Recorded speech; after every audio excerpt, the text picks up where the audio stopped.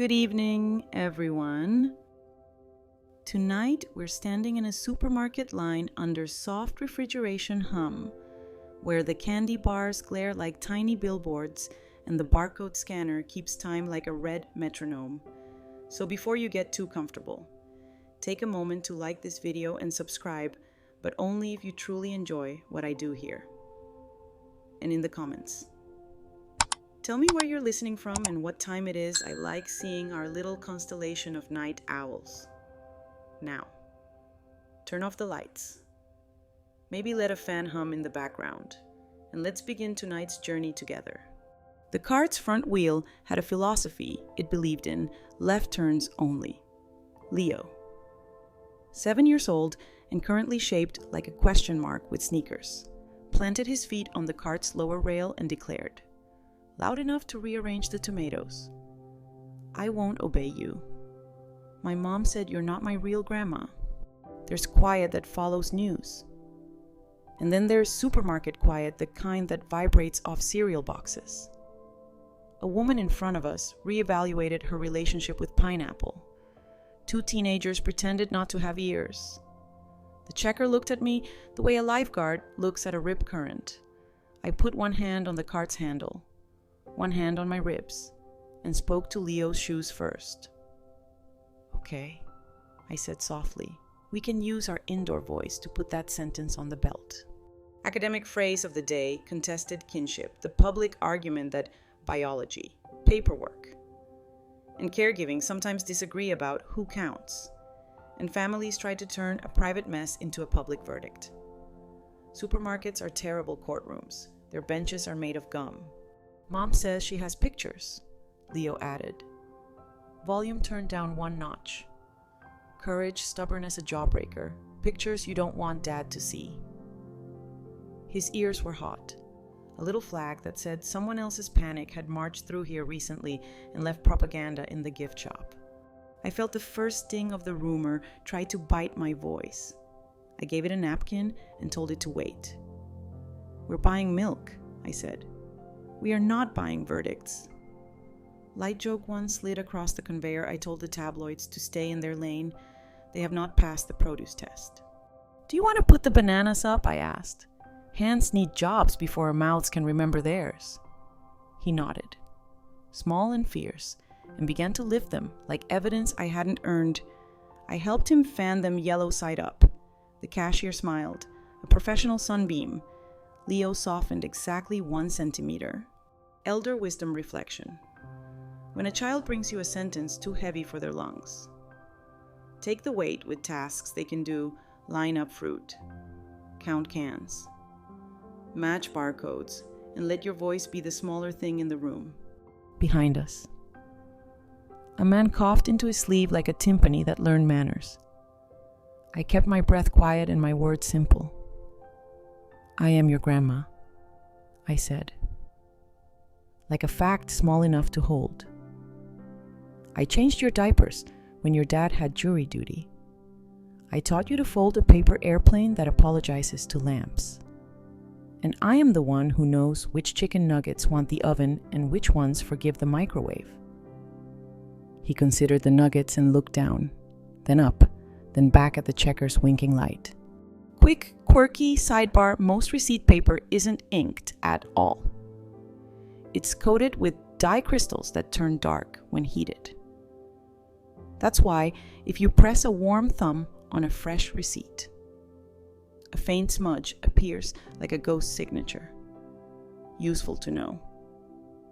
Dangerous if you keep receipts in your car on hot days. Your proof can literally fade back into weather. The beep beep of the scanner did perfect hospital impersonations. Leo swayed with it, shoes gripping the rail, hair ready for cross-examination.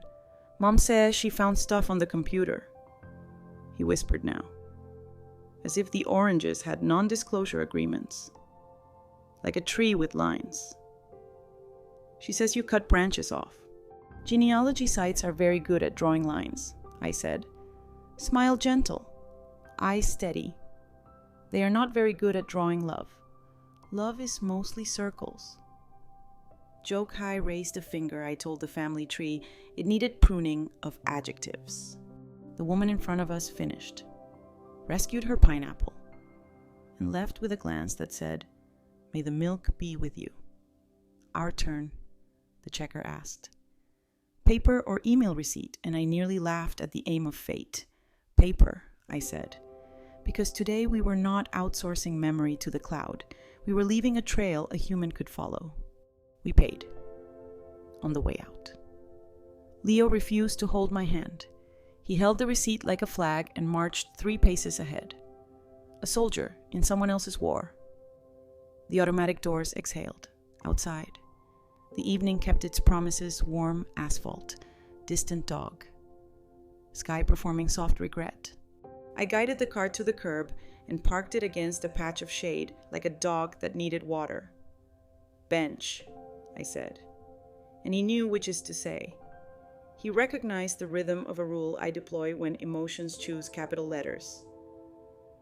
We sat on the low concrete edge where cards learn to behave.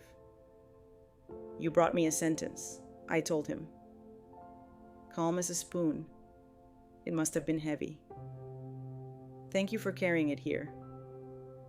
Now we'll take turns putting truth on the belt." He frowned. A small crease trying on adulthood. Mom said, "I can call you Miss Nora." I exhaled once through my nose, the steam whistle of a kettle in union with itself. "You can call me what you need," I said. "I will still do the grandma jobs." He stuffed the receipt into his pocket like a truce he planned to renegotiate. "Are there pictures?" he asked. I thought of Kara, my daughter-in-law, whose jealousies walk faster than her apologies. How she'd recently begun talking about family roots and biological claims as if hearts were courthouses.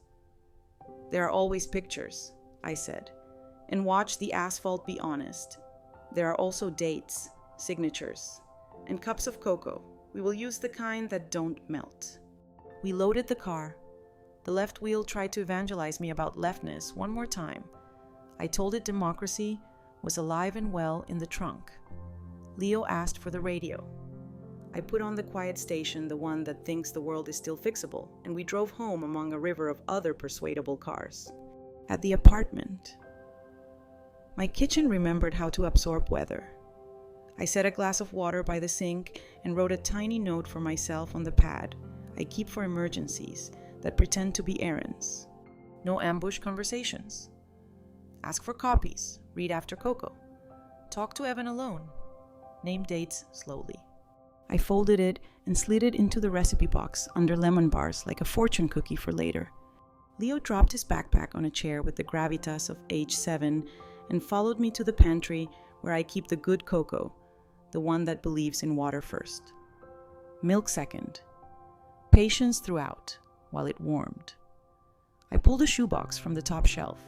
Inside, plastic sleeves with Evan's adoption records, copies of the court decree, a photograph of a nurse whose eyes told truth without switching voices.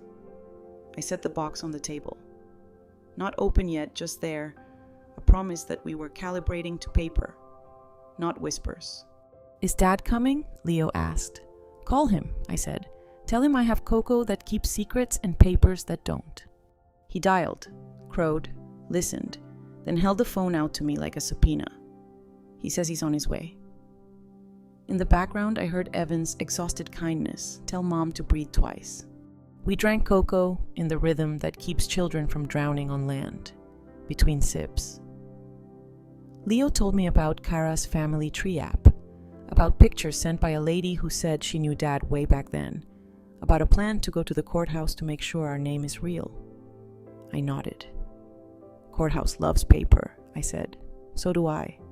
Joke appeared from the spoon rest. I told the whisk we were whisking rumors into pudding. It twirled like a solid citizen. When Evan arrived, sweat choosing its lanes. He kissed Leo's hair and put his palm on the table the way men do when they are asking wood to borrow its patience. "Mom," he said, then stopped because sentences sometimes need to catch up to people. I set the shoebox between us. "Cups first," I said. "Paper next. No speeches." Academic phrase. Second echo Chain of custody, the public argument that evidence must be traceable from hand to hand, date to date. So it earns the right to be believed. Families need this as much as courts. So we drank. Then we opened the sleeves. There was the decree with the judge's name spelled like a good door. There was the signed consent and the guardian ad litem's tidy report. The date stamps that do not catch feelings. Evan traced one with his finger like he was helping it learn cursive. "You kept everything," he said. "I kept us," I answered. Paper was the easiest part. I didn't say Kara's name yet. I didn't say pictures. I didn't say not real. The kitchen had no appetite for adjectives. We put documents in order, looked, breathed, and let the room understand before we asked it to agree. When Leo asked, again, "So, am I allowed to call you Grandma?" I told the truth in a sentence he could carry. "You are allowed to call me Grandma because I have been doing grandma jobs since you were made of naps," I said. "Also, the state of New Jersey agrees, which is boring, and therefore holy." We taped a copy of the decree into the inside cover of my recipe book, next to Nora's fudge that apologizes. We dated the tape because dates are kindness. Then we returned the rest to their sleeves, the shoebox to its shelf, and ourselves to the evening, which was trying to remember how to be a person. I washed the cocoa pot and wrote 3 lines on the pad because my ribs file better with receipts. Supermarkets are bad courtrooms. Save the verdicts for the table. Love is circles. Records are lines. You need both to draw home. Copies first, cocoa next, speech never. Leo curled against me on the couch as if gravity had hired him. The fan wrote cursive in the air. The watch kept time without swagger in the cabinet. The shoebox learned it was a lighthouse, not a secret. And I breathed. Because tomorrow we would call the hospital records office and maybe a lawyer who likes verbs. But tonight we were just 3 people who had agreed on milk, dates, and the shape of the word real. Morning put its palm on the kitchen window and reminded the steam to be humble. I reheated the last cup of cocoa water first. Milk second. Patience throughout and set the shoebox back on the table like a lighthouse that didn't need to shout to work. Evan texted from the elevator. 10 minutes, then work. Kara wants to compare pictures tonight. I typed back, copies only, no speeches, bench first. Academic phrase of the day. Evidentiary provenance. The public argument that where a document came from, who touched it, and how it traveled matters as much as the ink on it. Otherwise, rumor can put on a uniform and pretend to be truth. I dialed hospital records the way you might call an old neighbor who knows which pipes complain in winter. A woman named Rosalie answered with the voice of a calendar that likes its squares filled. Birth record requests require the legal parent or an authorized agent, she said kindly. For adoption-linked records, we release only what the court cleared. We do not recognize pictures as proof of anything except that cameras exist. I liked her immediately. She emailed a form.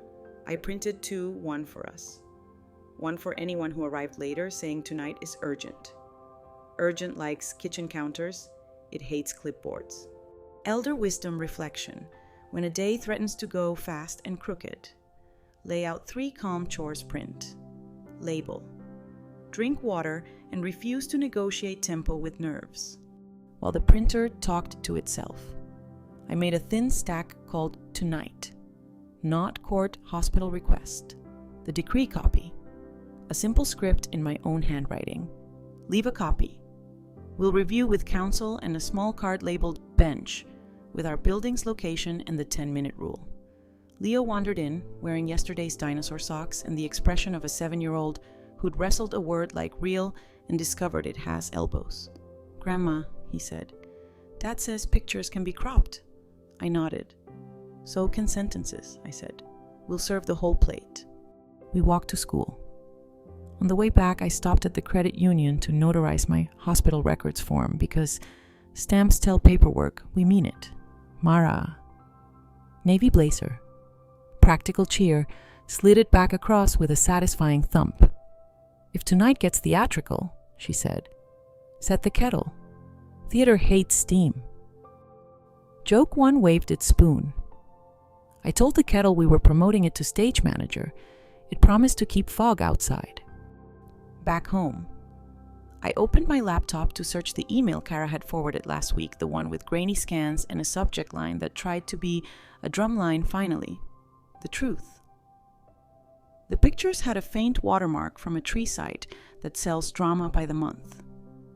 One had a file name like a shrug, IMG5 final JPG. I am not a detective, but I am a seamstress. I recognize when edges have been pulled to fit a story. I printed the email header alone, not the images, and paperclipped it to my Tonight, not court stack under a sticky source proof. Quick, quirky sidebar when archivists digitize old photos. They log the scanner model, resolution, and the physical folder number so future librarians can reverse the breadcrumb trail. It's called a metadata record. My house has a home version, written in pen who sent this, when, what's missing, what's next. We keep the crumbs large enough to see. Evan arrived with the morning still on his face. She's stuck on not real, he said, dropping into a chair like gravity had opinions.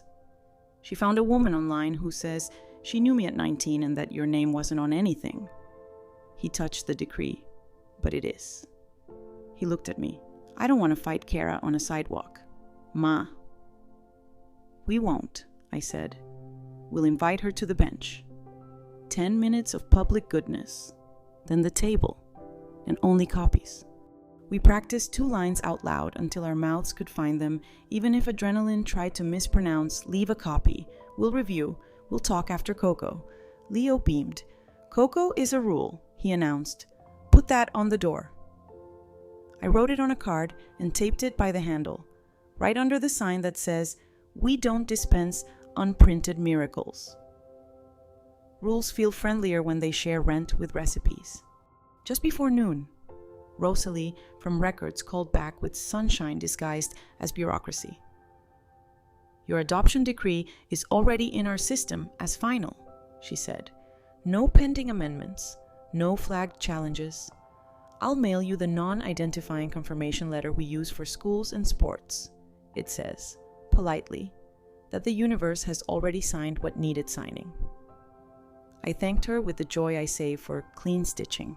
Paper likes polite verbs. I ate something green because conversations go better when vitamins have introduced themselves. Then gathered our stack into a folder labeled, Tonight No Verdicts. I added a fresh index card with 3 bullets dates, titles, sources, and laid a pen on top that knows how to behave. The shoebox returned to the cabinet. It had done its job yesterday. We were not turning the house into a museum. We were keeping it a kitchen. At 4. Leo came home with a drawing, 3 circles inside each other. Love, home, and us. He labeled the smallest us, then looked solemn as a minister. Circles don't have ends, he said, in case my geometry had rusted. I kissed his hair. Exactly, I said, and paperwork points to where the circles live. Kara texted at 5:15. Let's talk in your kitchen. I'll bring what I found. I typed back bench first. She sent a thumbs up that looked slightly injured. Evan clicked the kettle on like a gavel with manners. Jokehai adjusted its tie. I told the mug it would see service. It squared its handle. She arrived with a tote that had learned to confuse confidence with size. Ponytail decisive. Eyes scanning for purchase. She headed for the table. I pointed to the bench by the elm across the way. 10 minutes, I said. Then copies. Then Coco. Then talk.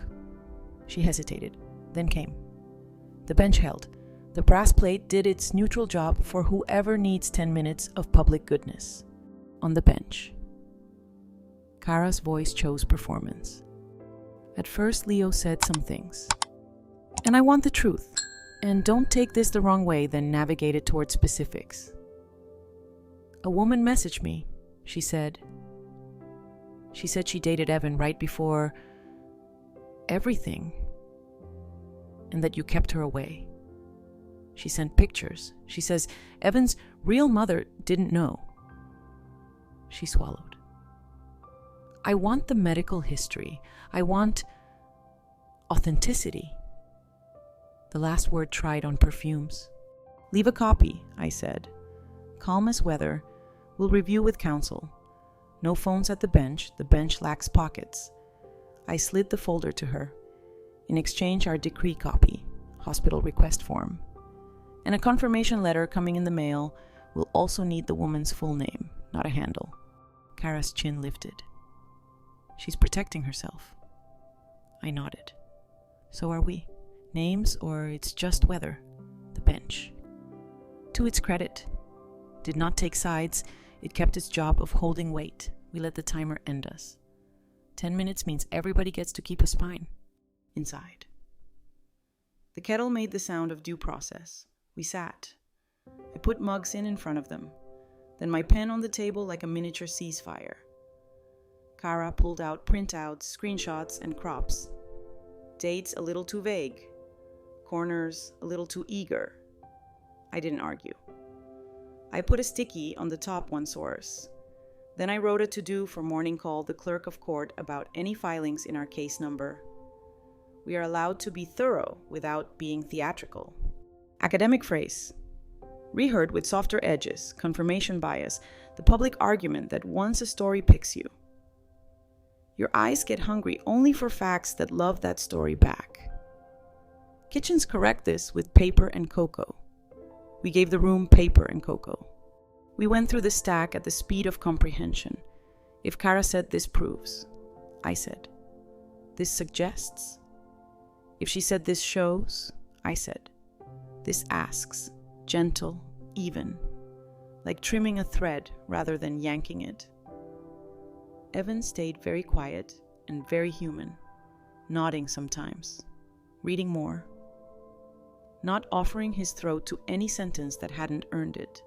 Quick, quirky sidebar, the phrase, the proof is in the pudding, is a mangled descendant of the proof of the pudding is in the eating, which is to say you only know if a thing works by trying it the way it's supposed to be used. Tonight we were eating pudding, the cocoa kind and the evidence kind. Halfway through, Kara's shoulders did a small thing I trust more than apologies. They let gravity back in. I don't want Leo to feel counterfeit, she said, eyes on the rim of her cup.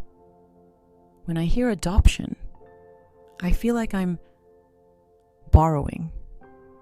You're parenting, I said. Borrowing is what we do with books. Parenting is what we do with people. The room preferred that sentence to the ones she'd been carrying. It didn't clink.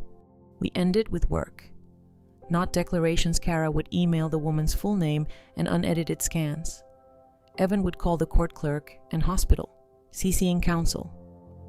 I would scan our decree into a fresh PDF for the school file and pick up Rosalie's confirmation letter when it landed. Bench tomorrow if feelings grew a second head. No verdicts at doorways. No midnight speeches. Leftovers encouraged. At the door, Kara paused with a sincerity that had ditched its costume. I came in hot, she said. I'll try to come in printed next time. Printed travels better. I agreed.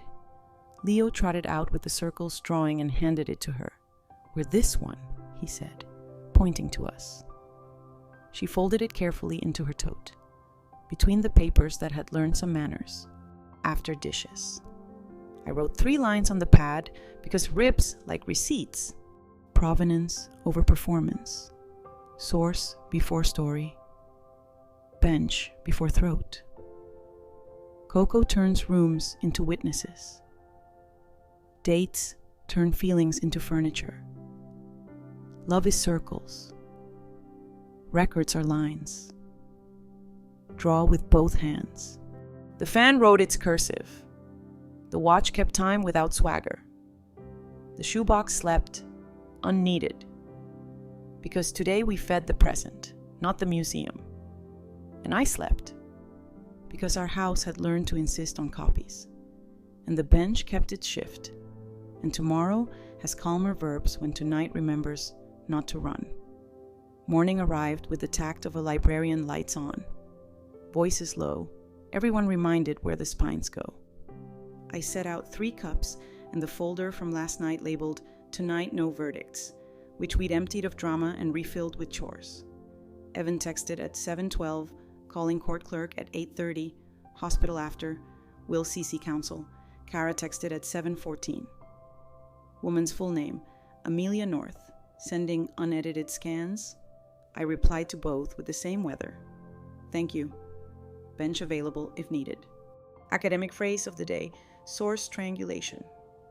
The public argument that when 2 or 3 independent records agree, court, hospital, agency. The echo makes a stronger truth than any single document with enthusiasm. We're not hunting a villain. We're teaching the room how to vote. Elder wisdom reflection. If you don't trust your voice yet, trust your sequence print. Label, call, then talk. A good morning routine can carry courage while it locates its shoes. I printed the unedited scans Kara forwarded and stapled the email header on top like a passport. File names arrived honest for once. 2003 intake a scan 01 TIF, not final.jpg. Each image wore a faint digital timestamp from a public library scanner. Bless librarians and their casual heroism. I circled the footer where North County Family History Society had stamped a watermark and wrote a sticky. For myself, ask what society means, club, or authority. Then I laid the scans next to our adoption decree in a blank page titled Questions That Want Dates. At 8:30, the court clerk answered with the courtesy of a person who alphabetizes sleep. Case number? She asked. Evan read it carefully.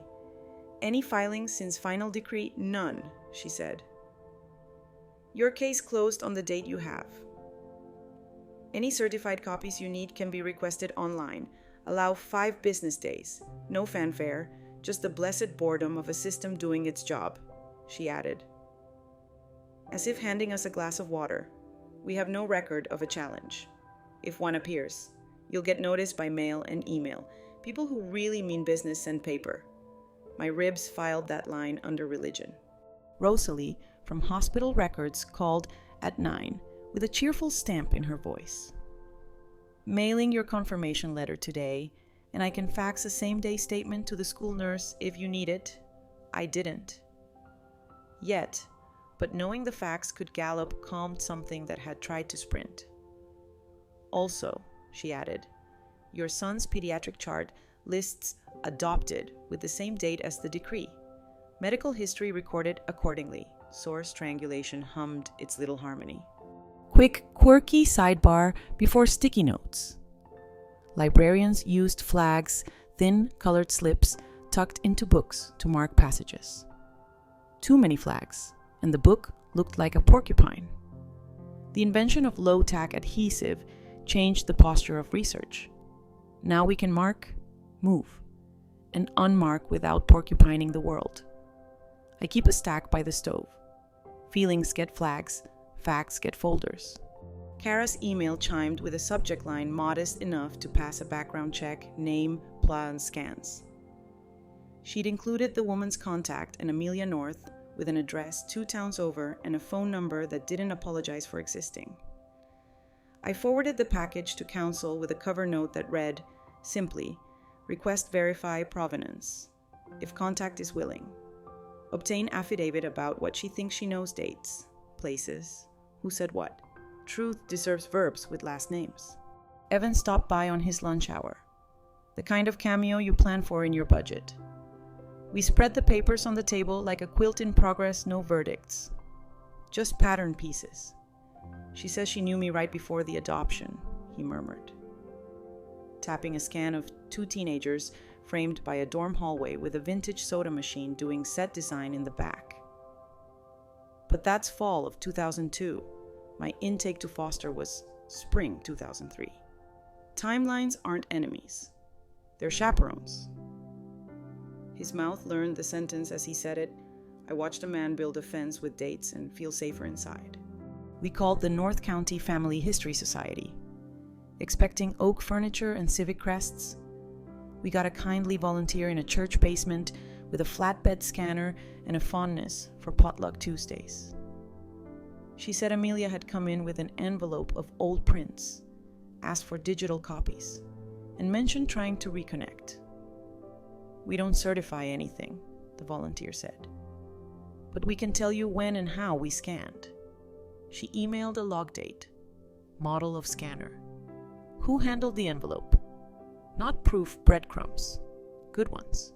Jokwan tapped the counter in soft shoes. I told the flatbed scanner it was our surprise star witness. It blinked its little green light like a modest debut. At noon. I took Leo his lunch at school because he'd forgotten it and because sometimes love needs to wear an errand. He handed me a construction paper badge he'd made real grandma. Block letters. Glitter attempting democracy. Mrs. Kent said you can wear it when you feel nervous, he said. It helps. I pinned it to my sweater and felt the ridiculous perfection of it steady me in places stamp ink can't reach. By early afternoon, Council confirmed Amelia's phone number and suggested we invite her to talk in a manner that honors both truth and throats bench first, then phone, then any documents she'd be willing to share with a written note about origin. I drafted a message. Miss North, we're reviewing the scans you made at the Family History Society. We'd appreciate a brief call to understand where the originals came from and what you recall dates, places, and who took the pictures. We're not looking for conflict, only clarity, if you're willing. We can meet at the public library or speak by phone. Respectfully, Nora and Evan. I read it aloud until the vowels stopped auditioning.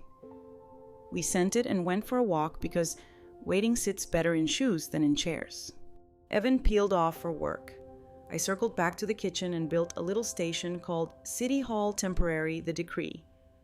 The scans with their church basement log, Rosalie's pending letter placeholder, and a fresh sheet titled Narrative versus Record on it. 2 columns, story as told, record as dated. Under story, not real grandma. Under record, decree. Pediatric chart, clerk confirmation. Under story, kept real mom away. Under record, foster intake date, court calendar. The fact of me showing up with casseroles and clean sheets while paperwork introduced itself to authority. It felt petty to write the casseroles. It also felt accurate. Records are lines. The lives in between deserve nouns. A call came from Amelia at 3:42, voice young and careful. We took it on speaker with Council listening. Bench visible through the window like an extra seat. She explained the photos came from a shoebox her cousin found during a move. The cousin believed one of the teen boys was Evan. Amelia admitted she didn't actually know me. She'd heard from online friends that sometimes grandparents block. Sometimes they rescue, I said. Not unkindly. She sounded embarrassed in a way that didn't need punishment. Only better furniture. She agreed to email a short note about where the photos came from and to stop telling strangers' children they aren't real. We thanked her for the note. She thanked us for being less scary than the internet predicted. Quick, quirky sidebar, telephone handsets still convert voice to alternating current in tiny coils, a 19th century trick traveling through 21st century pockets.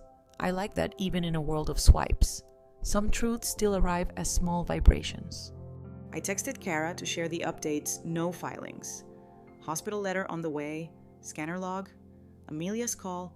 She replied with something I'd been hoping to see. Thank you for not shutting me out. The sentence lacked glitter and therefore shone. Bench at 6, I wrote. Bench at 6, she answered. At 5:30, I set out 3 mugs and our Ask Print weight card like flatware. Leo arranged Oreos in a circle because he's a geometry teacher at heart. When Kara arrived, she had less tote and more face. We sat on the bench first, the elm stitching shade as if it had memorized our script. "I don't want to yank Leo around with stories that like attention," she said. "I want to tell him facts, even if they're not dramatic." "Facts rarely are," I said. "That's their superpower." Inside. We lined up story versus record and walked the columns together, where story outran record. We slowed it, where record lacked color. We added cocoa. Kara's mouth learned I was wrong in small, precise bites. Evan's mouth learned I understand why you were scared in a tone that could survive winter.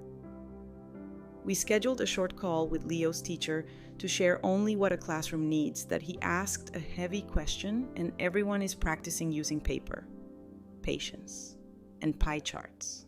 Jokehai clinked a spoon against a mug. I told the spoon it was promoted to parliament motions carried by gentle tapping. It promised to keep debates short. After the kitchen rediscovered its day job, fewer exhibits, more rinsing. I added 2 lines to the inside door beside the kitchen constitution. Story versus record lives here. We move left to right slowly. If your fear needs work, give it a list. Then I wrote my 3 receipts so my ribs could file the day without keeping me awake. Triangulate first. Opinions can nap while records agree. Librarians, clerks, and coils carry more truth than a headline ever will. A glitter badge and a decree can coexist. Let both do the jobs they're good at. I turned down the lights. The fan wrote its cursive. The watch kept time without swagger. In the cabinet, last night's shoebox rested without summons. On the sideboard, City Hall. Temporary stood tidy, proud of its quiet. I slept, because the house had tilted back toward verbs I trust ask, print, wait, and because tomorrow we'd glue the glitter badge into the recipe book right next to the fudge, which is how real stays real when eyes get tired. Morning practiced inside voices. I set City Hall temporary back on the sideboard, put the glitter badge where the sun could catch it, and wrote a small list for my nerves call privacy office. Library follow-up. School, heads up. Evan texted. Kara apologized to Leo before drop-off. Bench helped. The sentence did not wear confetti. I liked it better for that. Academic phrase of the day. Fishing expedition. The public argument that someone is gathering information without clear limits or a defined question, hoping the ocean will cough up a convenient truth. Good rooms ask for bait, boundaries, and the name of the fish. Rosalie's envelope hadn't arrived yet, but her voice from yesterday had left a bookmark in me. I called the hospital again and asked for the privacy officer. A woman named Priya Patel returned my call with the posture of a policy manual that knows it can be kind. "We've had more family tree callers lately," she said. "We remind them HIPAA is not a genealogy buffet for adopted patients. We release only what a court allows and only to legal parents or authorized agents." She offered a sentence I wrote down, underlined twice. No authorization. No access, even if the story is dramatic. Elder wisdom reflection when a stranger offers urgency. Ask to see their authorization. Love wears IDs. Panic wears costumes. Priya suggested I submit a 1-page note for Evan's chart. All third-party requests must go through legal parent. No disclosures by phone. I drafted it in clear ink, signed, scanned, and sent it. "We'll flag his chart," she said, "if anyone tries to browse out of curiosity. Our audit trail taps them on the shoulder." I pictured a polite but relentless log with a tiny gavel. Leo's glitter badge seemed to approve. I took the B train to the branch library because librarians do quiet due process with better lighting. The reference desk smelled like pencil shavings and promise. A genealogist named Tom Sweater, lanyard, aura of good footnotes, agreed to explain what a family history society can and cannot do. "We scan," he said. "We catalog. We do not certify. We're terrific at locating Aunt Mildred in a ship manifest, We are terrible at adjudicating who counts. He glanced at my folder. If someone waives our scans like verdicts, they're misusing our hobby. He wrote, "Metadata, not mandate," on a sticky and handed it to me like a benediction. Quick, quirky sidebar microfilm readers. The hulking library machines with the glowing beds were designed so the lens sits just far enough to keep your forehead from smudging the glass. A whole generation learned patience by turning tiny cranks. I said a quiet thank you to anything that trains you to move slowly to see better. Tom showed me how to pull public newspaper notices from the month Evan's adoption finalized. There it was, the tiniest legal blurb, our decree referenced by number. The clerk's name spelled like a door that closes properly. No drama, only ink that won't apologize. I printed it and slid it into City Hall. On the walk home, Evan called. "Court clerk sent me the certified copy link," he said. "Order 2, 1 for school, 1 for our safe." His breath evened on the word safe. Also, Amelia emailed. She says she'll stop telling stories that don't have dates. The apology had verbs. I stamped it paid. Kara texted a screenshot from her tree app. "I'm deleting that branch until we have sources." The app had little green leaves that used to flutter like flattery. Now they looked like they'd been told to take a seat. I replied, "Thank you. If we put the branch back, it will have receipts." City Hall gained a new sheet labeled "Boundaries that Travel Hospital Flag." School note. Clerk copies en route. Library notice. I added one more box social no posts about Leo's real anything. I sent the line to Kara and Evan. Both thumbs upped in the tone of people who have learned the cost of broadcasting.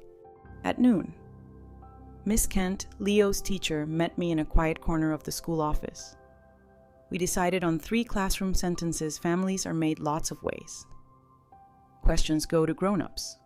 We use gentle words when we're curious. She showed me the classroom's peace corner, a stool, headphones, a jar of calm down glitter. Leo sat here for 2 minutes after telling me he needed a circle.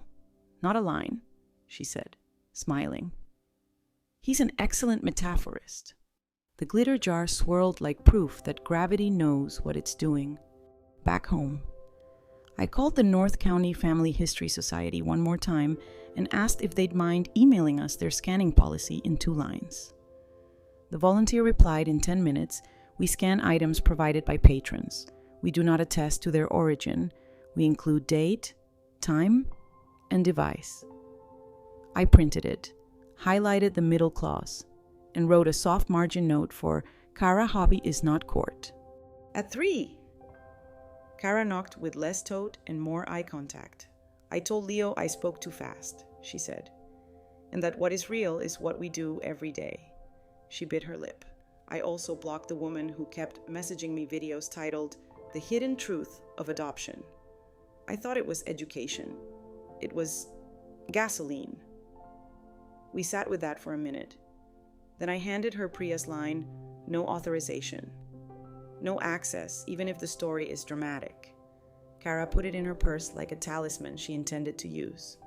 Academic phrase. Second echo with simpler shoes, situated knowledge, the public argument that where you stand shapes what you can see. Witnesses are not interchangeable. Tom the genealogist sees ships. Priya sees audit logs. A 7-year-old sees circles. We invite each vision. We let paper proof us all.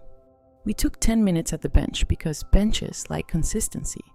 Kara set our timer herself, a new muscle learning its duty. "I want a rule I can carry," she said. "Try this," I offered. "If a claim arrives without dates, it waits outside." She nodded and exhaled the kind of breath that has finally chosen a team. Inside, we did small, unglamorous chores that make big things behave, scanned the library notice. Copied the school sentence for Miss Kent's file. Labeled a folder, "Social Don't Post Feelings." Taped. No midnight paperwork to the inside of the front door. Joke 1 patted the door frame. I told it it's our bouncer now. It promised to check IDs, dates without attitude. Evan came home to the kind of kitchen that had found its balance again, mugs upside down on the rack. City Hall squared to the corner. Badge glittering like it had learned moderation. Clerk says, certified copies in 5 days, he reported. Rosalie's letter should land tomorrow. Kara placed her phone on the table face down, which felt like a confessional more honest than any speech. I'll uninstall the app for a while, she said. If I need a leaf, I'll go outside. We laughed, not loudly, but with relief's cadence. Dinner was nothing anyone would write a poem about turkey burgers. Corn that forgives timing. Sliced tomatoes that remember July. Leo asked if papers ever get hungry. Only for labels, I said, handing him the marker. He wrote, decree on the outside of a plastic sleeve in an earnest font that could win elections. After dishes, I added one clause to the kitchen constitution in friendly block letters. If a story arrives without dates, it waits outside. Then I set a Friday 15-minute calendar block called Paper Put Away, the binder cut for the week, so we don't leave facts lounging on the counter pretending to be Dagor. Quick, quirky sidebar, second helping some wristwatches, tick 8 times per second, not because time moves faster there, but because a smoother sweep looks calmer. It's called a high beat movement. I can't afford one, but I can imitate the effect short. Frequent tasks instead of giant bursts. Ask, print, wait, sweep, not lurch. Kara stood to go and paused at the door. Thank you for giving me small jobs instead of one giant shame, she said. I can do jobs. Me too, I answered. Tomorrow we'll sign the school note together. Monday, we'll read Rosalie's letter out loud to the Coco. Joke High saluted the kettle. I told it we're back on Coco payroll. It agreed to supervise without gossip. Before bed, I wrote my 3 receipts so my ribs could file the day. Fishing expeditions hate fences, ask for bait, boundaries, and the name of the fish. Metadata is not a mandate. Hobby is not court. Leaves are not law. If a claim arrives without dates, it waits outside short, strong, executable. The fan wrote its cursive. The watch kept time without swagger. 8 tiny beats or 1 honest tick, either way, it kept. City Hall slept with its folders aligned and its glitter badge off duty. And I slept, because our house had picked sequence over spectacle. And the bench knew when to start and stop. And tomorrow's mail would carry a letter that says what we already know in a font the world respects. The mail arrived with the modest swagger of a metronome, and there it was, Rosalie's envelope, crisp as a pressed napkin. I sliced it open with the butter knife that moonlights as a letter opener, and read the sentence my lungs had been trying to write for 2 days, peer hospital policy and court record. Patient's adoptive status is final as of date. All third-party inquiries require authorization from the legal parent. Paper that chooses daylight over drama is my favorite genre. Academic phrase of the day: identity foreclosure. The public argument that when we grab an early, tidy story about who someone really is, we can choke off learning and relationships that are noisier but true. Psychologists wrangle over timing, families live the experiment nightly. I slid the letter into City Hall temporary, next to the metadata not mandate sticky from the library, and texted a photo to Evan and Kara arrived. Reads like a good door. Evan hearted it. Kara replied, bench at 6 to debrief, no tote. Elder wisdom reflection when a new fact lands. Give it a chair and a glass of water before you ask it to do chores. Rushing a document is how you turn truth into weather. Before 6. I added one more errand, a stop at the credit union. Not because money was misbehaving, but because neutral rooms teach mouths to pick verbs, not volume. Mara greeted me with her practical stamp and a question I wish every institution would memorize. What small guardrail would make home feel bigger? We added too a no third-party beneficiary changes note on Evan's little college fund for Leo. And a friendly flag on my safe deposit box, access only with Alma plus 1 Evan or B. No one was demanding these. That was exactly why I wanted them. Guardrails that arrive before cliffs are hospitality, not suspicion. Quick, quirky sidebar, those stickers on bananas with tiny numbers aren't random. They're PLU codes. 4 digits means conventional. 5 digits starting with 9 means organic. Rumors about 8 means GMO were mostly myth that outlived its source. I told the fruit bowl to keep its labels honest. It returned to ripening like a citizen. On my way home, I printed 2 copies of Rosalie's letter, one for the school file, one for the kitchen, then taped our Ask paw print weight card a little higher so it could see the room. The kettle cleared its throat like a bailiff who knows the docket by heart. Joke one nudged my elbow. I told the kettle we were back in session. It answered with a dignified shh. At 6, we started on the bench because benches don't negotiate their job. Kara set the timer herself. I've been treating real like a verdict, she said, eyes on the brass plate. I don't want that anymore. I want procedures. If apologies were tools, this one was a level useful and quietly satisfying. Procedures are love with calendars, I said. They keep hands busy while mouths learn manners. Inside, Coco, we put Rosalie's letter on the table. Then the library notice with its "we scan, we don't certify." Then the court clerk's email with the link for certified copies. Kara placed her phone face down again.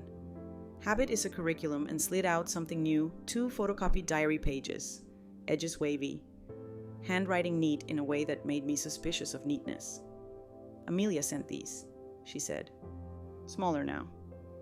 She says they're from her cousin's box, mentions Evan's name, mentions a grandma who didn't like the situation.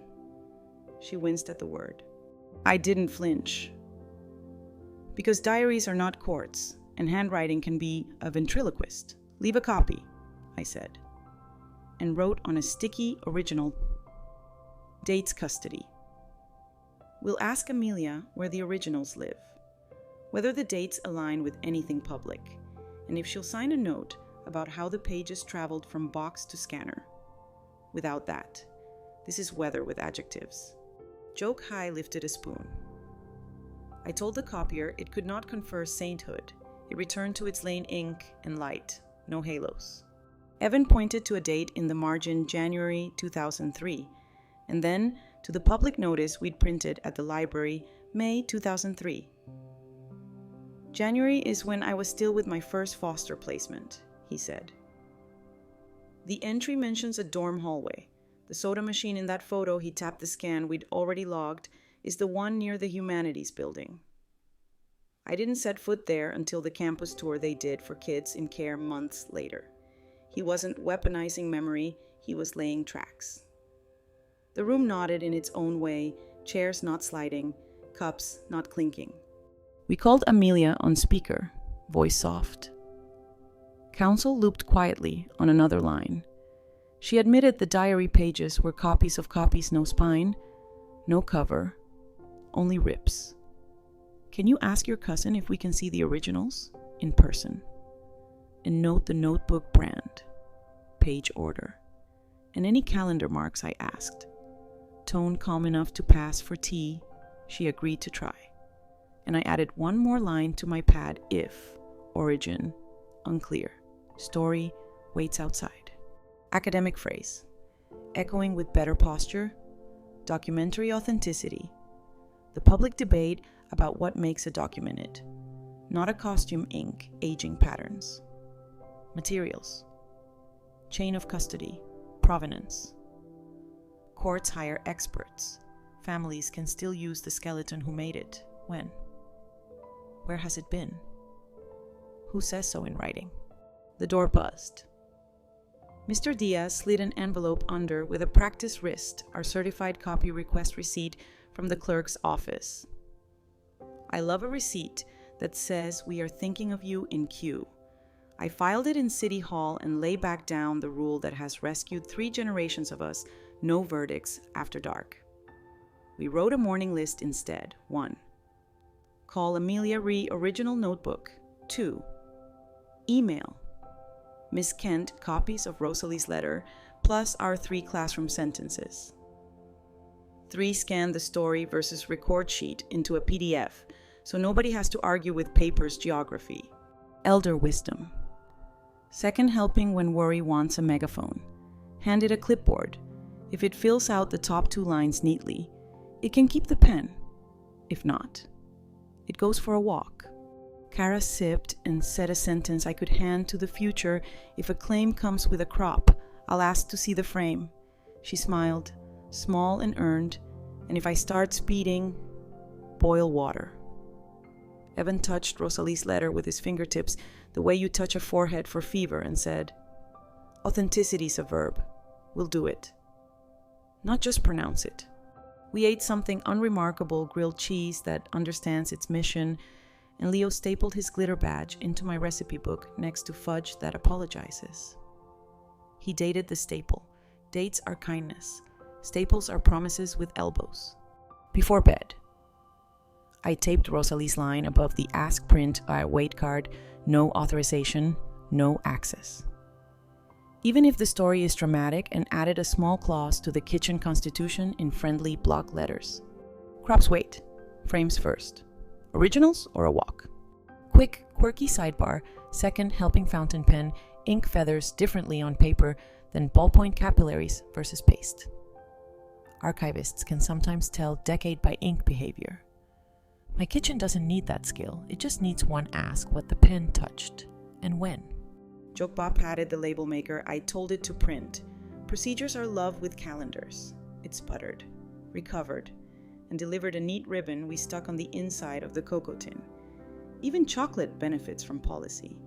Then, the 3 receipts for my ribs, so they could file sleep without cross-examining the ceiling.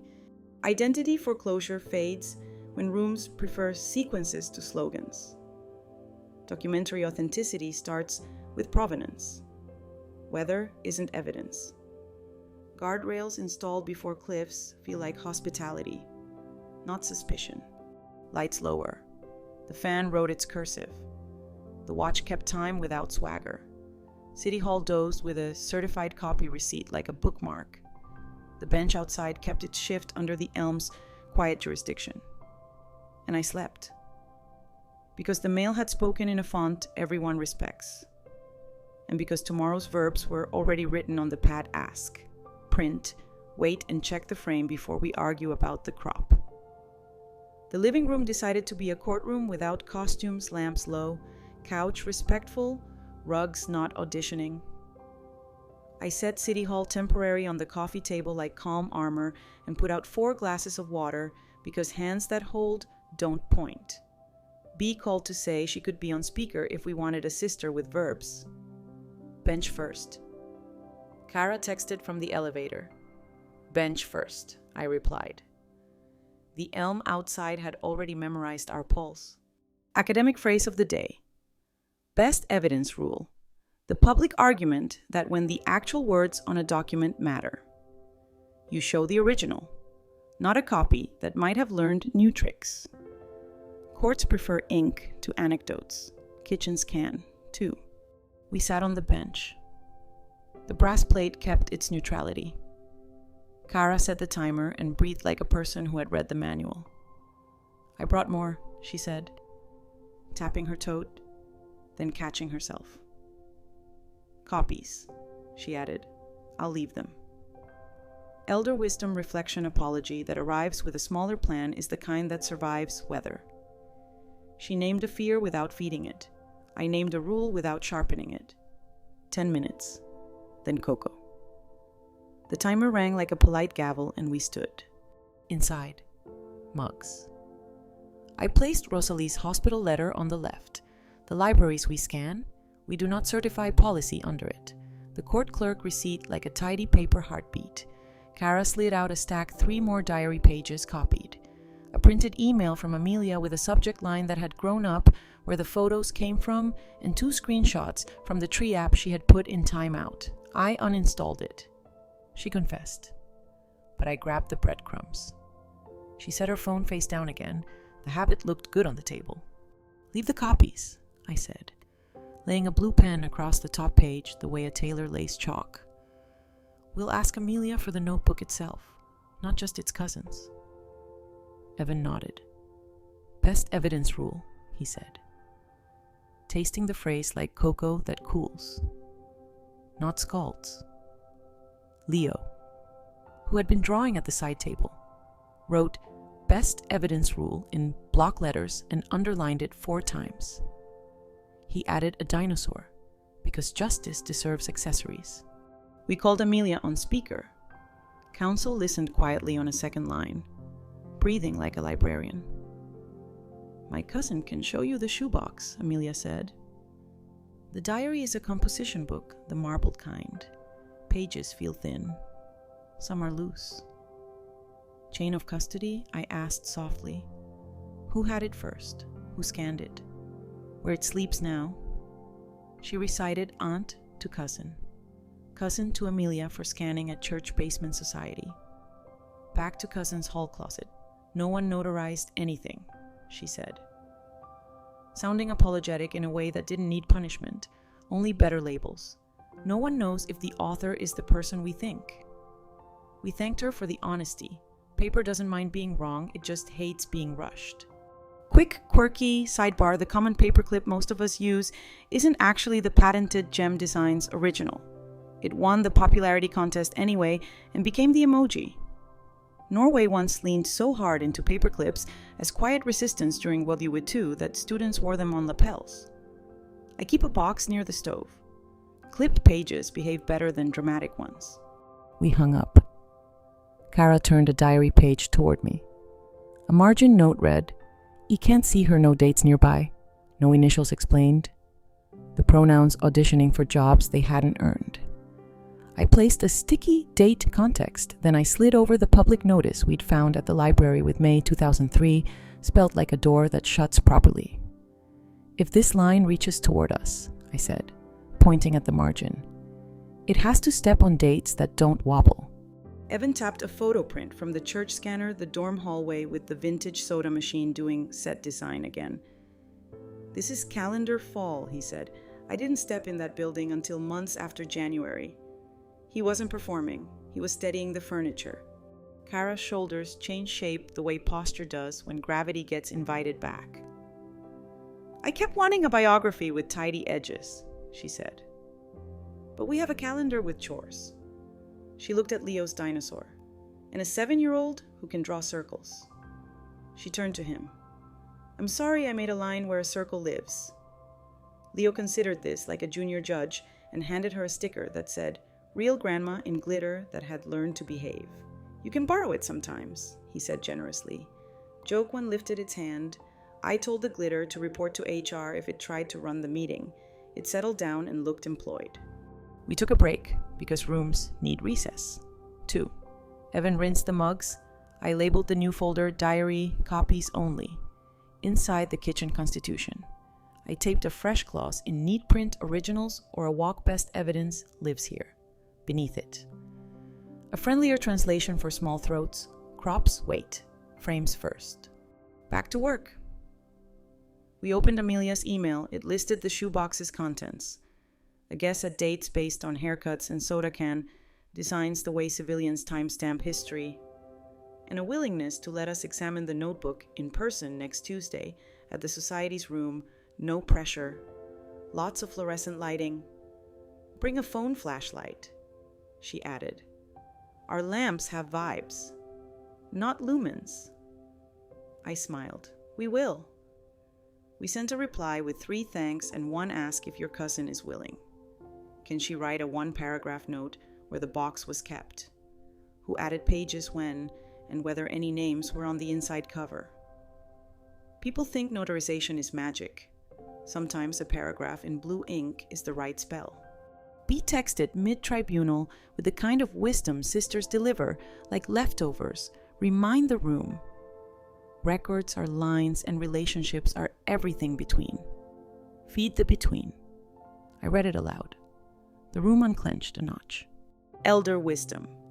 Second sip when a family is tempted to pronounce. Give them a plan to practice. Pronouncements collect dust. Practice takes out the trash. We set our practice. Monday, school file gets Rosalie's letter. Tuesday, church basement viewing of the marbled notebook. Wednesday, court clerk's certified copies arrive. Thursday, bench plus Coco debrief. Also, no post about feelings. Social is for soup pictures only. Kara nodded vigorously. I can do soup, she said. I'll demonstrate with croutons.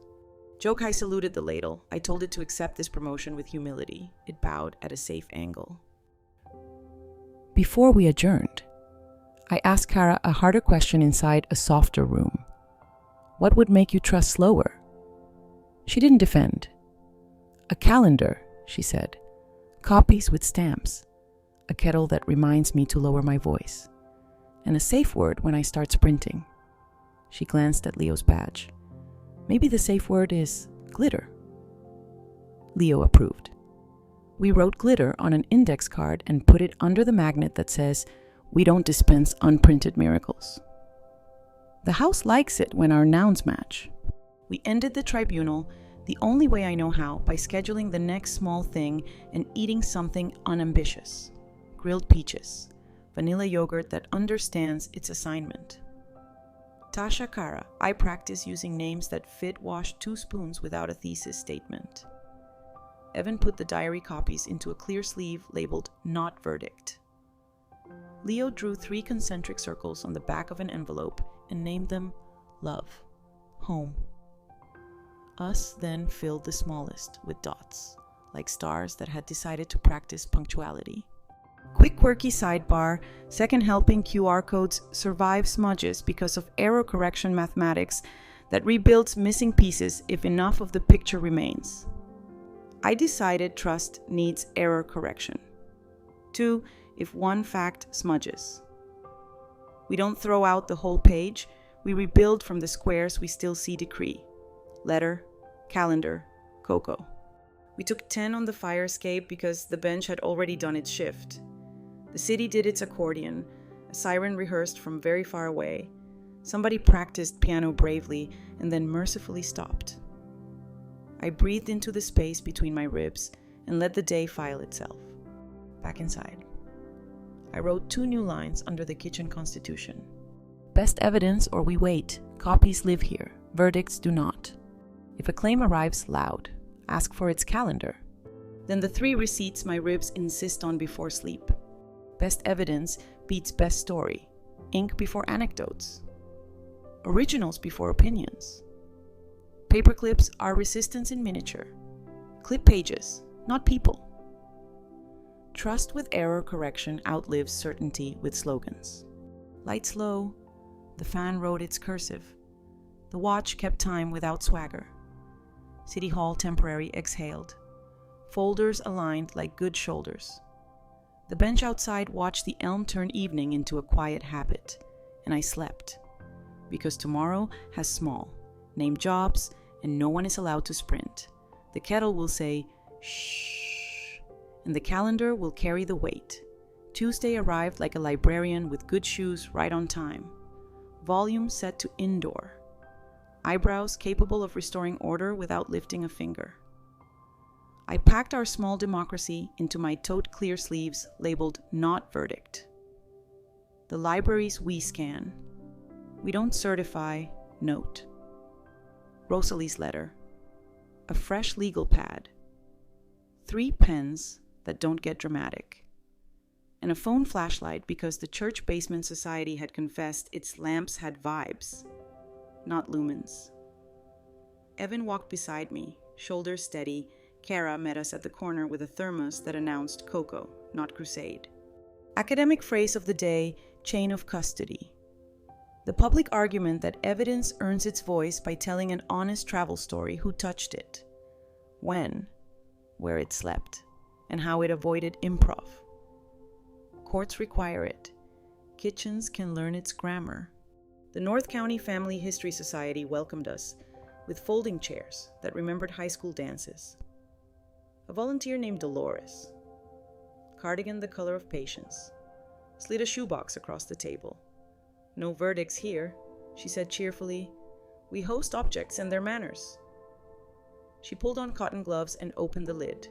Inside lay a marbled composition book, spine-tired but game, and a handful of loose pages that had practiced falling out. Elder wisdom reflection. When the past offers you an object, let your eyes do the sprinting and your hands move like they're telling time. You can't rewind trust, but you can refuse to fast-forward harm. We logged the room like a weather report date. Table number, Dolores' name and lanyard number, the box's return label, the cousin's name written inside the lid, North Attic, 14 years.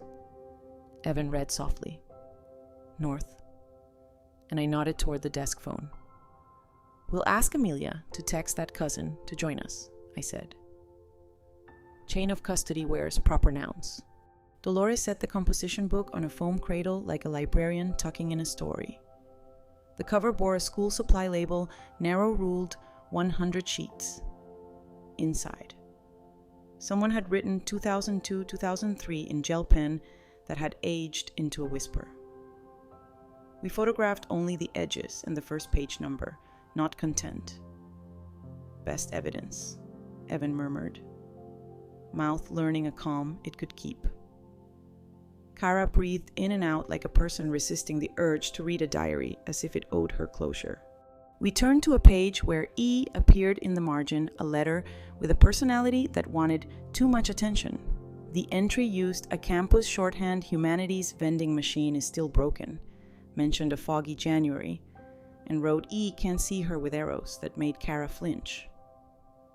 I placed a sticky that said context and a second that said date, and we did not move until the cousin appeared, hoodie. Apologetic posture, carrying a roll of blue painter's tape like a talisman. Family tape, she joked quietly, then sobered. The notebook lived in a file box in my mom's attic. I brought it down when we moved. Amelia asked to scan. I said okay. Nobody signed anything because we didn't know signatures could be part of kindness. I liked her immediately. We asked if she'd write a paragraph where it came from, where it slept, who opened it when. She wrote with a blue pen that didn't squeak. We photographed the paragraph next to the inside cover so the page could brag about its birthplace. Quick, quirky sidebar, those black and white marbled composition covers aren't stone at all. They're a centuries-old paper decorating technique called suminagashi by way of Europe's carré marbré. Ink floats on thickened water, then paper kisses the pattern and remembers it. Every notebook cover is a one of one. Even mass-produced memory starts as art. I told the cover it looked good for its age. It pretended not to hear and kept doing its job. We checked page numbers. The E can't see her entries page matched its neighbors. No page order mischief. The ink feathered consistently across entries. A small vote for authenticity. But the pronouns O. The pronouns were amateur dramatists he, she, they, her, E. In one sentence. Her pointed to a professor's cat, 2 lines later. Her pointed at a roommate's sister. We noted these like crossing guards. Kara exhaled the exhale of a person whose certainty had been misfiled by an exuberant algorithm. Joke One tipped its hat. I told the pronouns that if they wanted a promotion, they would need name tags. They settled for behaving on the page. Dolores suggested we read outward look at what else January described. We found a weather note slush, a vending machine complaint correct, a mention of cocoa in the dorm kitchen. The universe is funny. And a plan to see a movie that actually released in March, not January. Memory likes to edit its own release dates, Evan said, pointing to the mismatch. Calendars keep receipts. We compared the diary's foggy January with the public notice from May 2003. And with a thin folder, the cousin produced a campus newsletter with a photo of the humanities hallway ribbon-cutting new soda machine. April 2003. The vintage machine in Amelia's scan had been replaced by then. The E by the soda machine photo could not be January. It could be fall. It could be a day the diary got the month wrong. It could be almost anything, but not the accusation Kara had been fed by captions desperate to be plot. We let the maybe live. The maybe liked company when it had dates to chaperone it. Kara's hand stopped gripping the thermos like a life preserver and started holding it like a cup. I tried to make the diary a judge, she said, voice low. But it's just a person with a pen. She smoothed the page with 2 fingers. I can live with that. We asked the cousin for permission to photograph 3 corners, the inside cover with the label and year, the page number of the e-entry, and her new paragraph about the attic.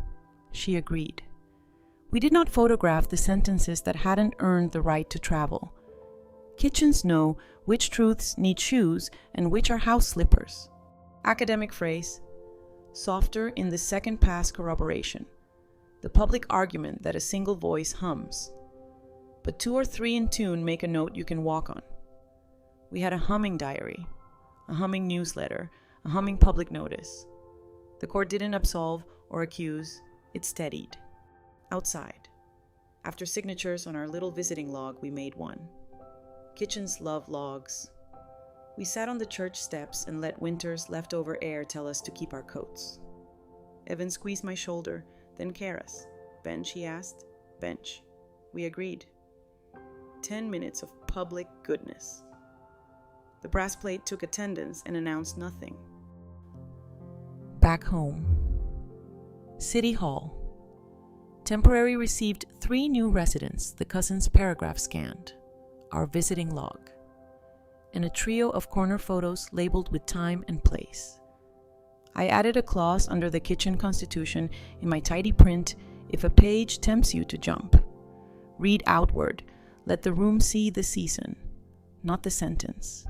We called Amelia to thank her and to say the diary would stay where it lives. She sounded relieved. I didn't want to be the internet, she said. I wanted to be helpful. You were, I told her. You practice nouns attic, cousin, April. Joke High tapped the tape dispenser. I told the blue painter's tape it could have a seat on the ethics committee. It promised not to pretend to be a seal. Evening slid toward soup. Leo finished homework in concentric circles, spelling words inside math, inside art, and then brought me a paper crown that read, Kitchen Judge in marker that had learned restraint. Only for Cocoa Court, he clarified. I wore it while I stirred. The kettle. Pleased to be both bailiff and audience. Contributed its dignified shh. We debriefed with the kind of talk that knows where to put its elbows. I'm going to call my mom, Kara said, and tell her the story we're living is ordinary and sturdy, not an episode. She looked at the Constitution on the cabinet door. And if I start sprinting, I'll text glitter. Evan kissed Leo's head and announced that certified copies would arrive tomorrow. We agreed to read the embossed seal out loud to the cocoa, because some ceremonies deserve sugar. Quick, quirky sidebar, second helping embossers, those presses that raise a seal into paperwork by smashing fibers into a new arrangement, under a microscope. The paper keeps the memory of pressure long after ink fades. I want our family to memorize the pressure of these days, the schedule, the bench, the cocoa, so the memory stays raised even when details go faint. Before bed, I wrote 3 lines for my ribs, the receipts that let sleep nod and get on with it. Chain of custody is a travel diary. Let evidence show you its passport stamps before you ask it to speak. Read outward seasons, and soda machines make better witnesses than captions. Give diaries respect, not jurisdiction. Corroboration is the furniture that keeps rooms from tipping. I added 1 small clause to the kitchen constitution with a smile I didn't try to hide. Bench before conclusions, cocoa before captions, copies before claims. Lights low. The fan wrote its cursive. The watch kept time without swagger. City Hall aligned its shoulders. The blue tape slept with modest purposes. The crown waited on a hook for Cocoa Court. And I slept. Because we had traded rumor for rooms with logs and labels. And because tomorrow's mail would bring an embossed memory we could tap with our fingers and call by its quiet name enough. Wednesday's mail thunked like a polite gavel. and there they were, 2 certified copies from the clerk, each with an embossed seal that turned paper into topography you could feel with your eyes closed. I pressed a thumb to the raised circle and let my pulse borrow its posture. Evan arrived as if summoned by fiber memory, and Leo demanded we read the crunchy part out loud to the cocoa. We did. Because ceremonies work best when sugar witnesses them. Academic phrase of the day: least restrictive alternative, the public argument that when someone needs structure, we start with the smallest, clearest tool that preserves agency, and only reach for heavier gear if the calendar proves we must. Courts preach it. Kitchens can laminate it. We slid 1 certified copy into City Hall temporary and the other into a folder labeled School Facts. Then walked the set to Miss Kent and the counselor, Mrs. Alvarez, for a short meeting that smelled like pencils and patience. Mrs. Alvarez opened with the sort of sentence that helps rooms behave. We don't need every detail. We need a script for recess. We offered 3 families are made lots of ways. Questions go to grown-ups. Gentle words only. Miss Kent suggested a feelings box with prompt cards. Leo raised his hand because he's a secret union rep and proposed 1 more card, ask for dates. We all tried not to laugh out loud in gratitude. Elder wisdom reflection. When a problem arrives oversized, don't argue with the concept, shrink the stage. Give the thing a smaller room, a shorter script, and a time limit. Dignity is often a matter of square footage. On our way out, Mrs. Alvarez asked whether we'd like a family information access plan, a small written note clarifying who gets notified about what school nurse, field trip forms, pickup changes. It's not a legal order, she said, sliding a 1-page form forward like a friendly anchor. It's a promise with bullet points. We drafted it in 10 minutes. Notifications go to both parents. Medical forms require the legal parent's signature.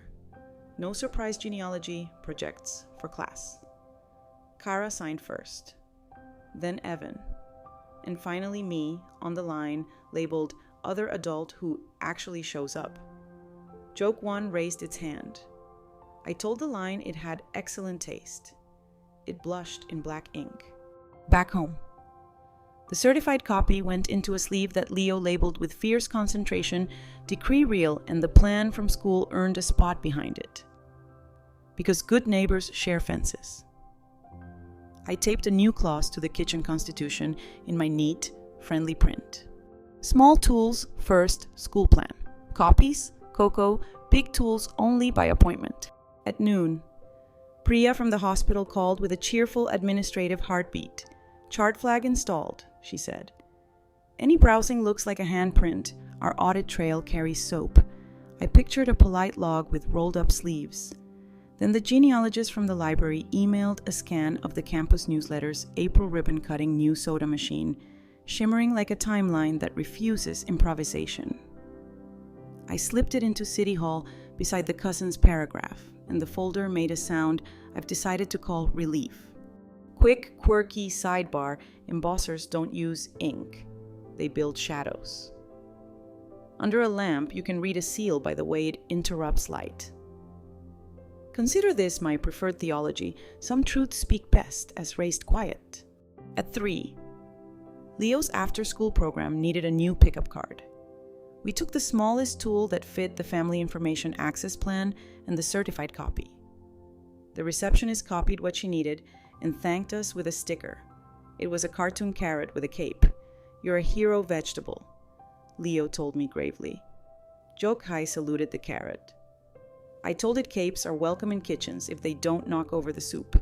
It promised to tuck itself behind the ladle. Kara texted at 4 benched with my mom. We set a 10-minute timer and said only what calendars can carry. Glitter saved us twice. She added a picture of the timer under a lamp that has learned humility. 2 weeks ago, that message would have arrived as a foghorn. Today, it wore a sweater. At 5:30, we hosted a small family access night, our version of a town hall with snacks.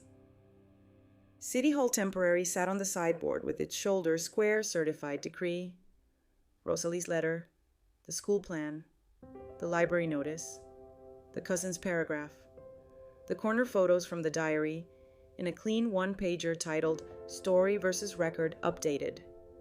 We invited B on speaker and placed the kettle where it can supervise without gossip.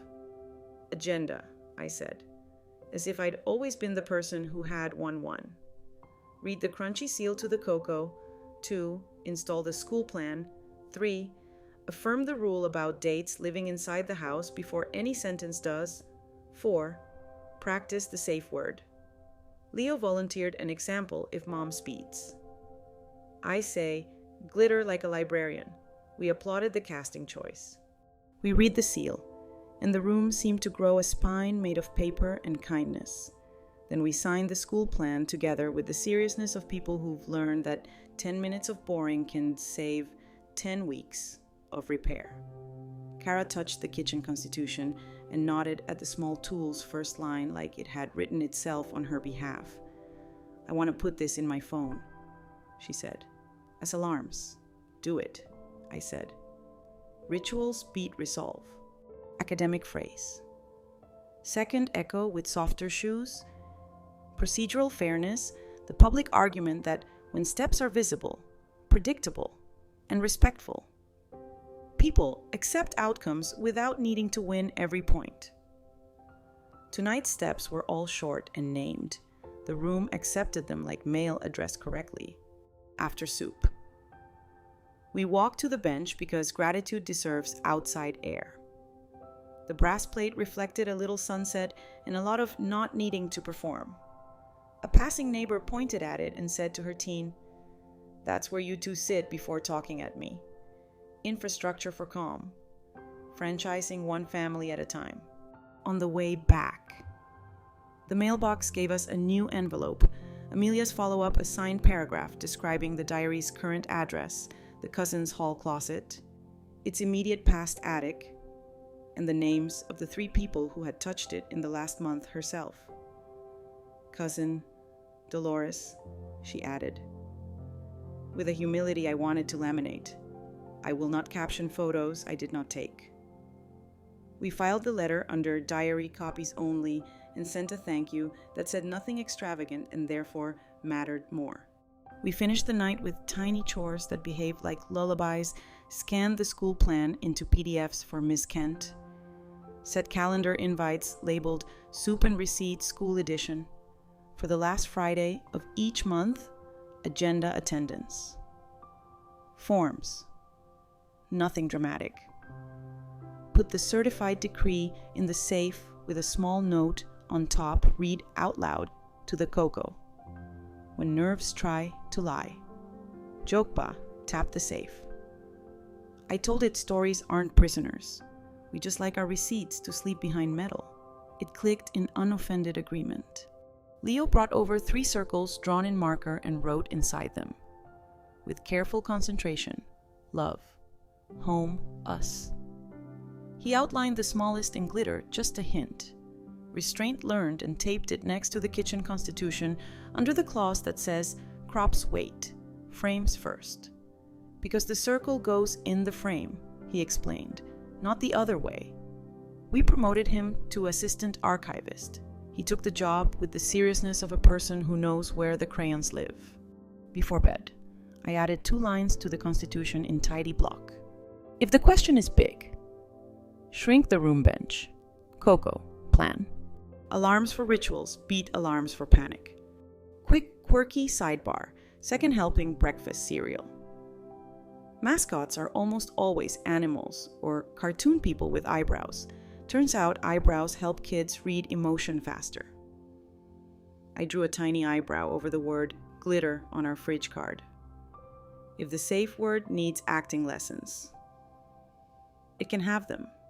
Then I wrote my 3 receipts for the ribs, so Sleep could file without calling a meeting. Least restrictive plans feel like hospitality, small tools, visible steps, agency intact. Procedural fairness is love with a calendar. People accept outcomes when the path has manners. Embossed seals, school plans, and kettles that say, shh, raised quiet beats, loud proof. Lights low, the fan wrote its cursive. The watch kept time without swagger. City Hall temporary sat squared to the corner, now a permanent idea disguised as folders. The bench outside kept its shift under the elm's jurisdiction. And I slept. Because we'd traded hunger for verdicts, for a taste for steps. And the seal on the day raised its quiet face and told my pulse to rest. Thursday settled in like a cardigan, quiet buttons. Pockets that remember what you put in them. City Hall temporary sat squared to the corner, now less temporary and more municipal habit. The certified decree rested in its sleeve. The school plan looked pleased with its bullet points. The kettle rehearsed its dignified shh, as if the house had a court calendar. Academic phrase of the day, attachment security. The public argument that trust grows when caregiving shows up the same way, at the same time, with the same manners. Brains like rhythms more than speeches. Children treat predictability like oxygen. Leo patted in with the solemnity of a messenger and handed me a note from Miss Kent counselor-led small group tomorrow. Families and feelings, opt-in. Short, simple. Crayons provided. He'd already circled opt-in and drawn a tiny check mark. We're in, I said. Because crayons are policy when wielded correctly. Kara texted. Meeting my mom at the bench tonight, glitter on standby. The word wore a sweater now. It used to wear a siren. Elder wisdom reflection. When a day wants to fix something big, give it 3 little rituals it cannot mess up. Water a plant. Set an alarm for soup. Tape 1 sentence where your eye goes when your pulse forgets spelling. Before lunch, the phone rang with the friendly posture of administrative kindness. Mrs. Alvarez, school counselor, offered a script for tomorrow's circle. We asked kids to draw who helps you when you're worried and name one thing that proves it's something boring on purpose. I loved her use of boring like a compliment. Leo will bring our kettle, I said. On paper, she clarified. But I heard the smile. We laughed, the soft laugh of people who share a dialect. Quick, quirky, sidebar glitter is just microplastic with dilutions of Broadway. But there's a science-y footnote I admire. Most craft glitter is cut hexagonal, so edges don't snag. Hexagons tessellate. Which is a math way of saying they play nicely in crowds. I told the art bin to remember this shine is allowed if it learns to tessellate with chores. The glue rolled its eyes and promised to supervise. After lunch, Evan and I built a tiny repair kit for Leo's group, a photocopy of the kitchen sign, "We don't dispense unprinted miracles," a sketch of the bench plaque, the words ask, print, wait, in Leo's block letters, and a drawing of the kettle wearing a judge's robe. Leo's idea. It's Coco Court, he explained. We only do verdicts about bedtime. Joke 1 waved a spoon. I told bedtime the appeals court was closed after 8 p.m. It agreed to respect jurisdiction. Kara arrived early. Nervous energy converted into helpful elbows. She labeled folders, wiped crumbs that hadn't sinned, and set the timer for our own small circle at 6 sharp. No tote, she announced. Just mouth, pen, manners. She looked at me the way people look at a lighthouse that didn't make a speech. Thank you for not making me choose between right and family, she said. I tapped the kitchen constitution. We chose both right with family. We walked to the bench. The brass plate took attendance without drama. Kara's mom, Lydia, was already there, hands folded around the kind of purse that has witnessed elections. Her apology had no confetti. I hyped myself with strangers who were selling certainty, she said, looking at the tree line instead of us. It felt like belonging until it felt like gasoline. I'm sorry for pouring it near your kitchen. We let the bench keep time. We let the apology stand on its verbs. When the timer chimed, we carried the conversation inside. Not because it was finished, but because benches honor limits. Rooms host nuance. We sat. Coco. I slid Rosalie's letter across, then our school plan, then the story versus record sheet. We don't require agreement on adjectives, I said gently, only compliance with calendars. Lydia nodded. A woman who knows clipboards. I raised Kara on schedules. She admitted. I forgot to offer her one when everyone started yelling. She took a photo of the kitchen constitution. I will laminate this with the devotion of a church secretary. Jokehai tipped its hat. I told the laminator to use its powers only for good. It hummed in ethical compliance. Leo practiced for tomorrow's group by drawing 3 circles: love, home, us, and placing the kettle in the smallest, because it knows when to be quiet, he said. Also because it makes cocoa. Attachment theory, illustrated in crayon. We made a family rule: 1 inch bigger 5-minute glitter pause before answering any message with the words real, secret, expose, or truth in all caps. If it can't survive 5 minutes, it probably can't survive facts, Evan said. Lydia set the rule as a phone shortcut. Technology bowed to policy, as it should. At 7, Mrs. Kim knocked with news she delivered like a good neighbor watches a pot the organizer send someone else. I used the bench. I said, leave a copy. They left a brochure with other necessary actions. I circled it and wrote, no.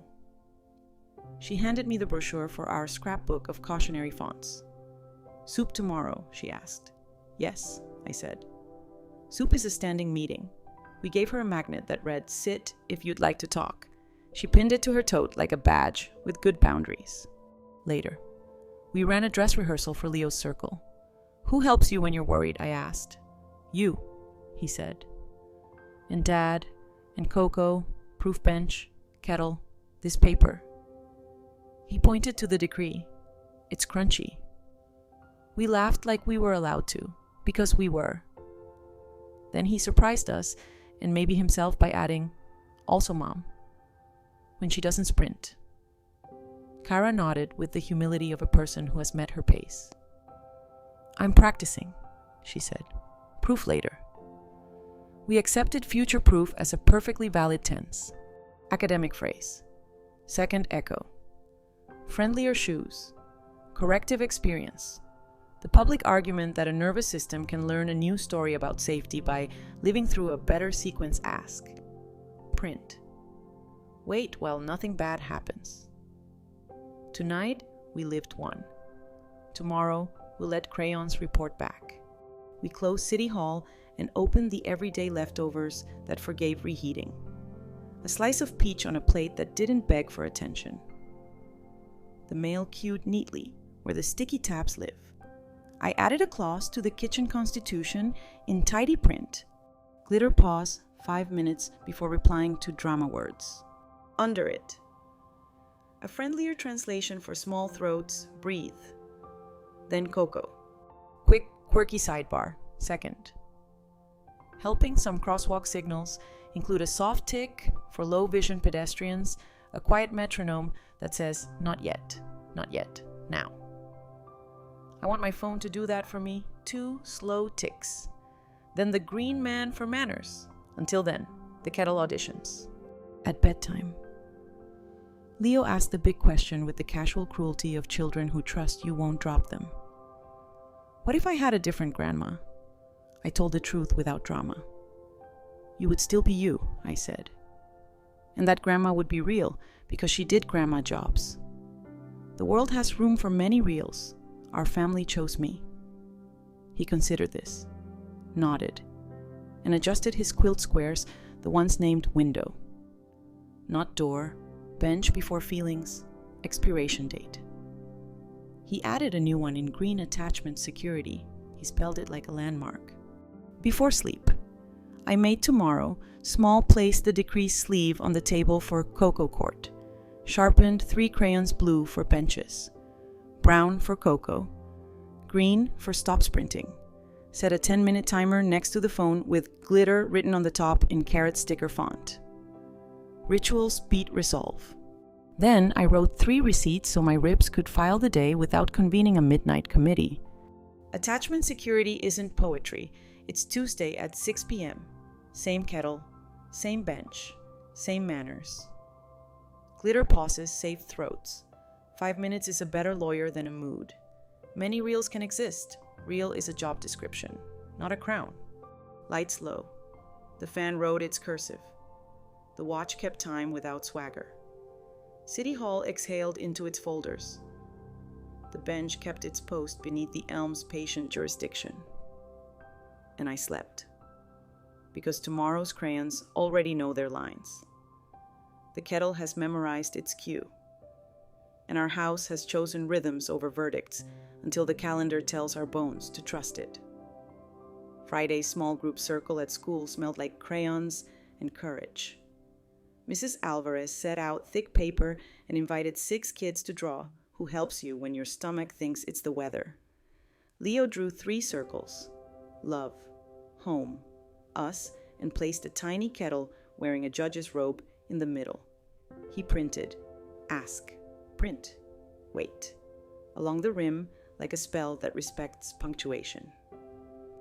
Miss Kent nodded the way teachers nod when a room learns a sentence you can't test, but you can live. Academic phrase of the day. Corrective ritual. The public argument that repeating a kinder sequence in the same places where panic used to live rewires the map. Benches replace brinks. Kettles replace sirens. Calendars replace cliffs. Brains memorize sequences the way sidewalks remember feet. Back home. Our house practiced being municipal without being loud. City Hall temporary had eaten the temporary and digested it into habit. The certified decree rested behind a clear sleeve. The school plan smiled with bullet points. The cousin's paragraph about the attic sat like a polite bouncer at a quiet club. I added a new card to the sideboard Soup and Receipt School Edition. Last Friday each month. Agenda attendance. Forms. Nothing dramatic. Elder wisdom reflection. When a story tried to lift your voice out of your throat. Answer with furniture benches. Folders. Calendars. Furniture has better posture than adrenaline. In the afternoon, we got a postcard from the Genealogy Society Dolores, thanking us for reading outward, not inward, with a photo of the composition book resting on its foam cradle, spine repaired with blue tape that chose usefulness over theater. Beneath it, one line we decided to keep. We host objects and their manners. I filed it beside the metadata. Not mandate sticky the way you put 2 neighbors who wave at each other on the same street. Quick, quirky sidebar, a library's due date stamp pad uses an oil-based ink so the date doesn't bleed when fingers sweat. The date stands up to weather. I bought a small stamper for the kitchen drawer and labeled it Today's Scene. When a heavy paper passes through our hands, we stamp the day like a tiny, civil handshake. At 5, we held our first Soup and Receipt School Edition. B on speaker, kettle warmed, forms aligned. Kara read the school plan aloud like a person applying for a job she intends to keep. Evan reported on the Glitter Paw success rate 4 saves in 2 days. Leo taped a carrot sticker above the glitter magnet because hero vegetables deserve union representation. We ate bean soup that forgives salt and printed the counselor's 3-circle prompts for next month. Because ritual is a muscle that likes reps. Joke 1 tapped the table. I told the stamp pad it was our new notary of boredom. It thumped its approval without smearing. After dishes, I took the crown that says Kitchen Judge from its hook and placed it on the kettle for reasons of morale. We opened a small envelope from the clerk return receipt for certified copies, which is bureaucracy's way of saying we saw you. Please keep being exactly this predictable. I stamped Today's Scene. Leo stamped it again for emphasis. Bureaucracy blushed under the ink. At 7, Mrs. Kim and Eleanor joined us for the bench shift. The brass plate reflected a mild sunset. The elm performed shade like a public service. We sat the 10 minutes that make rooms behave. Mrs. Kim reported that the organizer flock had flown elsewhere. The postal inspector had business practices questions and a calendar with sharp elbows. Eleanor said her granddaughter Sarah set glitter as a lock screen in a font that minds its letters.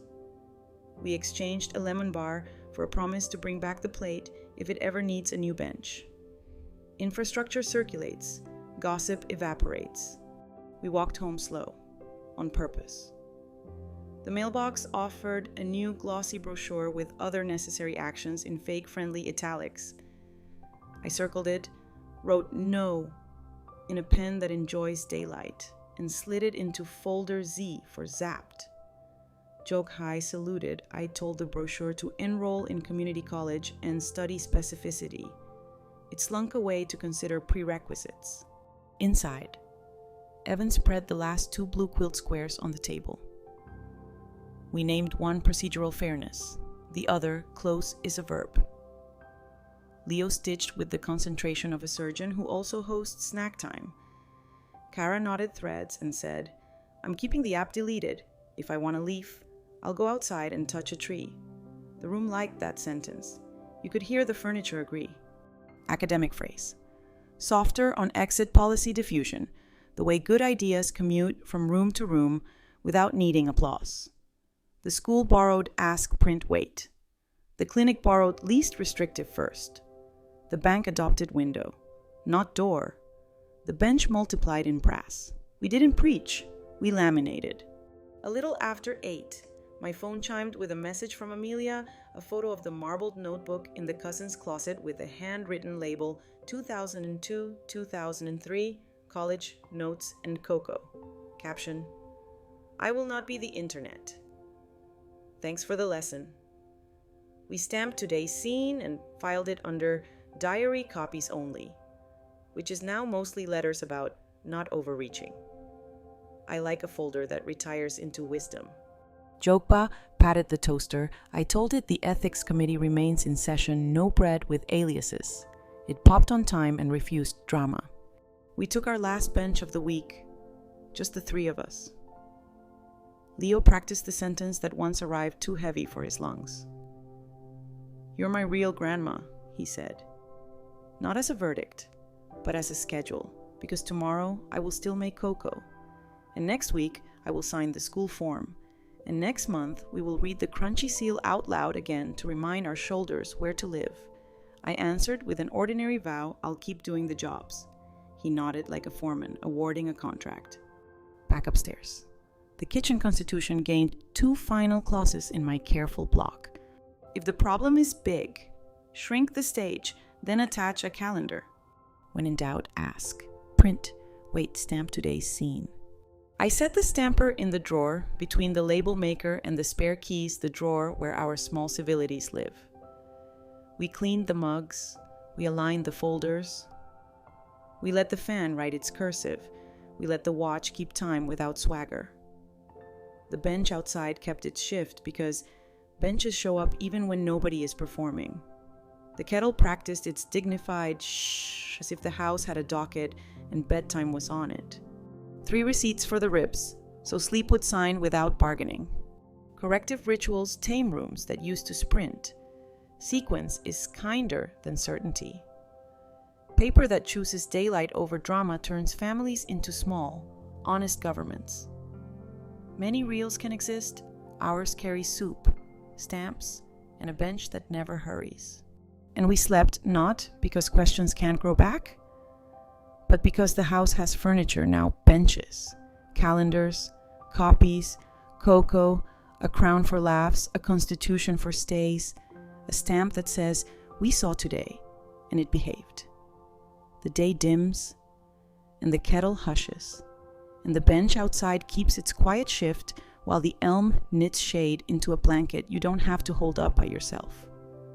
We learn to carry heavy sentences with smaller tools, a timer that tells talk when to sit, a folder that keeps stories from leaking, a school plan that gives worry a shorter hallway. We traded verdicts for furniture, rumors for receipts, sprinting for steps. We let paper do what paper does best, be boring on purpose, until our shoulders remembered how to live inside our bodies. We turned real from a crown into a job description that anyone can earn by showing up with soup. with stamps, with a willingness to read the crunchy seal out loud when nerves try to lie. We learned the shapes of our helpful nouns bench, kettle, copy, calendar, and we practiced ask, print, wait until the house hummed the tune back to us without asking for applause. When fear knocked, we handed it a clipboard and a due date. When shame tried to narrate, we shrank the stage and attached a timer. When help arrived with open-ended verbs, we gave it an expiration date and a monthly chore. Love made its circles. Records drew their lines. The home we live in is where those shapes agreed to hold each other up, quietly, predictably, like hands that already know where the cups and the courage are kept.